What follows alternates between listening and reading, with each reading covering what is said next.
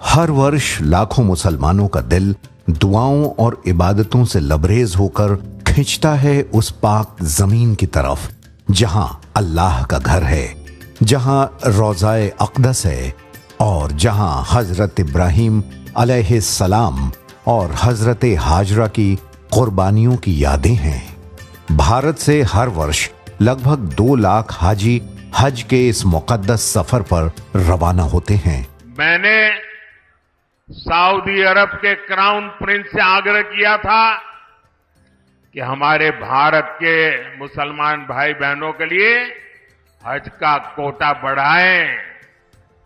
आज न सिर्फ भारत का हज का कोटा बढ़ा है, बल्कि वीजा नियमों को भी आसान बनाया गया है। इस महान कार्य की कमान संभालता है भारत सरकार का अल्पसंख्यक कार्य मंत्रालय, मिनिस्ट्री ऑफ माइनॉरिटी अफेयर्स। इस मंत्रालय के अंतर्गत हज कमेटी ऑफ इंडिया साल भर इस काम में जुटी रहती है। हज कमेटी ऑफ इंडिया सभी राज्य हज कमेटियों के साथ चयनित यात्रियों के लिए वीजा प्रक्रिया, टीकाकरण शिविर और स्वास्थ्य कार्ड की व्यवस्था करती है। हर हाजी को एक स्टील और एक ई ब्रेसलेट दिया जाता है जिसमें उनकी पहचान और अन्य जरूरी जानकारियां दर्ज होती हैं। इसके साथ ही हज कमेटी का photo I card, health card, हज गाइड, ओरिजिनल पासपोर्ट, वीजा की कॉपी और बोर्डिंग पास हज कमेटी द्वारा दिया जाता है। राज्य हज कमेटियां बैंकों के सहयोग से हाजियों के लिए फॉरेन एक्सचेंज की सुविधा भी मुहैया कराती हैं। यात्रा के दिनों में देश में विभिन्न एम्बार्केशन पॉइंट से हाजियों को चार्टर्ड विमानों द्वारा सऊदी अरब भेजा जाता है। हज कमेटी के दफ्तर से एयरपोर्ट तक हज यात्री और उनका सामान ट्रांसपोर्ट किया जाता है और एयरपोर्ट पर खाना एवं नाश्ते की व्यवस्था भी हज कमेटी द्वारा ही की जाती है। मिनिस्ट्री ऑफ माइनॉरिटी अफेयर्स इस पूरी प्रक्रिया की निगरानी करता है। हज आवेदन पत्र भरने से लेकर चयन, ट्रेनिंग, मेडिकल सुविधा, टीकाकरण, पासपोर्ट और वीजा, ट्रैवल अरेंजमेंट्स और मक्का मदीना में रहने की व्यवस्था तक। और इसमें उसका साथ देता है विदेश मंत्रालय, स्वास्थ्य मंत्रालय, वित्त मंत्रालय और नागरिक उड्डयन मंत्रालय। एक टीम, एक मकसद के साथ हर भारतीय हाजी की खिदमत में कोई कसर न छोड़ी जाए। हज ये एक ऐसा चीज है जो हर साल होते हैं, मगर मैं मानता हूं कि हर साल इम्प्रूवमेंट भी होते रहना चाहिए और हर मुसलमान का अपना जीवन का बहुत बड़ी एक ख्वाहिश होती है कि अपने जीवन काल में एक बार हज के लिए जाना है। साल 2025 में भारत सरकार के अल्पसंख्यक कार्य मंत्री श्री किरेन रिजिजू साहब खुद सऊदी अरब पहुंचे ताकि भारतीय हाजियों के लिए की जा रही तैयारियों का जायजा ले सकें। उन्होंने मक्का और मदीना में आवास, खाना, चिकित्सा और ट्रांसपोर्ट की व्यवस्थाओं को व्यक्तिगत रूप से देखा और सुनिश्चित किया कि हर हाजी अल्लाह का मेहमान है और भारत सरकार उसके लिए मेजबान की तरह खड़ी रहे। सऊदी अरब पहुंचने पर एयर कंडीशन्ड लग्जरी कोच द्वारा हाजियों को उनके होटल या बिल्डिंग तक पहुंचाया जाता है जहां उनके ठहरने का इंतजाम होता है। साथ ही उनका सामान भी सुरक्षित ढंग से उनके ठहरने की जगह तक पहुंचाया जाता है ताकि हाजियों को किसी किस्म की परेशानी न उठानी पड़े। मदीना में हाजियों के ठहराने का इंतजाम मस्जिद नबवी के नजदीक होता है, जिससे मस्जिद नबवी, रियाजुल जन्नाह और जन्नतुल बकी तक आना जाना आसान हो। मदीना में 8 दिन गुजारने के बाद लग्जरी बसों द्वारा हाजियों को मक्का के अजीजिया इलाके में लाया जाता है। यहाँ एयर कंडीशन्ड कमरों में रहने की व्यवस्था होती है। साथ ही साझा रसोई, वॉशिंग मशीन और 24/7 फ्री बस सेवा मस्जिदुल हरम के लिए मुहैया कराई जाती है। हाजियों की सेहत का खास ख्याल रखा जाता है।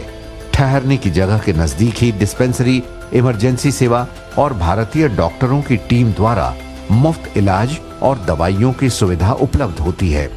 बुजुर्गों और जरूरतमंदों के लिए मुफ्त व्हीलचेयर की सुविधा भी होती है। हज के दिनों में अजीजिया से हाजियों को मिना ले जाया जाता है। मर्द और औरतों के लिए अलग अलग खेमों में रहने का इंतजाम किया जाता है। मिना से अराफात तक की यात्रा बसों या मेट्रो ट्रेनों द्वारा कराई जाती है। हज के अरकान पूरे होने के बाद हाजियों को मिना से वापस अजीजिया लाया जाता है। मुकर्रर दिन पूरे होने के बाद हाजियों और उनके सामान को एयरपोर्ट तक सुरक्षित और बेहद आरामदायक तरीके से पहुंचाया जाता है। क्या आप जानते हैं, सऊदी अरब पहुंचने से पहले मीकात पर ही हाजी सबसे पहले एहराम पहनते हैं। सफेद कपड़ों की 2 ना सिलाई हुई चादरें जो समानता और पवित्रता का प्रतीक है। और फिर शुरू होता है हज का असल सफर। आइए जानते हैं क्या है इसके महत्वपूर्ण चरण। एहराम बांधना। हाजी नियत करते हैं, 2 रकअत नमाज पढ़ते हैं और तलबिया लब्बैक अल्लाहुम्मा लब्बैक की सदाएं बुलंद करते हैं। तवाफ। मक्का में अल्लाह के घर की हाजिरी, काबा शरीफ का 7 बार चक्कर लगाना तवाफ कहा जाता है। सई। सफा और मरवा के बीच 7 बार चलने को सई कहते हैं। हजरत हाजरा की याद में, जिन्होंने अपने बेटे इस्माइल अलैहिस्सलाम के लिए पानी तलाशा था। मिना की रवानगी। 7-8 जिलहिज्जा को हाजियों का काफिला अपनी अपनी रिहायशी इमारतों से एहराम बांधकर हज की नियत करके मिना के लिए रवाना होता है। अराफात। 9 जिलहिज्जा को वकूफे अराफात हज का सबसे महत्वपूर्ण रुकन है। यहाँ हाजी अल्लाह से दुआ करते हैं। पैगंबर मोहम्मद अलैहिस्सलाम ने अराफात में ही खुतबाए हज तूल विदा अदा किया। मुजदलिफा। अराफात के बाद हाजी यहाँ खुले आसमान के नीचे रात बिताते हैं। यहाँ पूरी रात इबादतों में गुजारते हैं। रमी। शैतान को कंकर मारना। 7 छोटी छोटी कंकरियां मारने के अमल को रमी कहते हैं। इसे बुराई के खिलाफ इंसानी इरादे का इजहार समझा जाता है। कुर्बानी। हजरत इब्राहिम अलैहिस्सलाम की सुन्नत की याद में जानवर की कुर्बानी की जाती है। हलक या कसर। हाजी बाल मुड़वाते या कटवाते हैं। तवाफे जियारत और विदाई तवाफ। 9 जिलहिज्जा को अराफात में हाजिर रहने के बाद सबसे बड़ा हज का रुकन तवाफे जियारत है। साल 2025 का हज इस मायने में भी बेहद कामयाब रहा कि पहली बार यह हाजियों के लिए इतना आरामदायक और सुविधाजनक रहा। साथ ही पहली बार सबसे कम संख्या में लोग बीमार पड़े या मौतें हुई। अल्लाह सभी हाजियों का हज कबूल फरमाए, आमीन। अल्पसंख्यक कार्य मंत्रालय, भागीदारी से भाग्योदय।